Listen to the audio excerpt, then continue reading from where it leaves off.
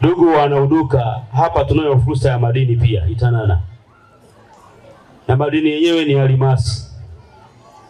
Kwa hiyo nikiwa kama mbunge nitahakisha pia tunaendeleza shughuli za utafiti wa madini hayo ndani ya kata yetu ya Uduka. Kwa sababu tutakapofanikisha uanzishwaji wa migodi ndani ya kata ya Uduka, tutafanikisha pia kupata mapato ya kutosha, lakini pia tutafanikisha kutatua changamoto ya ajira kwa vijana wetu.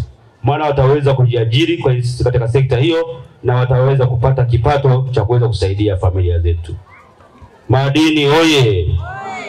Nasikitika kwamba ndani ya kata yetu ya Uduka, vijiji vyake vyote vitatu, hatuna zahanati ya serikali. Ni kweli si kweli? Ni kweli hatuna? Tunatumia za wapi? Wapi? Bukeni.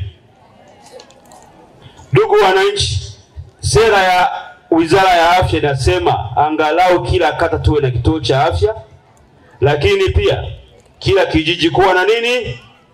Zahanati. Si ndivyo? Kwa zilizopo ni zahanati za binafsi, si ndivyo? Au kituo cha afya binafsi. Yeah. Lakini sasa serikali pia ina wajibu wa kuhakikisha kuwa inasogeza huduma hizo kwa wananchi. Kwa hiyo nikiwa kama mbunge na kushirikiana na mheshimiwa diwani, tutahakikisha kuwa tunaanza sasa ujenzi wa zahanati kwenye vijiji vyetu vyote vitatu. CCM oye! Na tutakapojenga tutahakikisha zahanati zetu zinakuwa na vifaa vyote.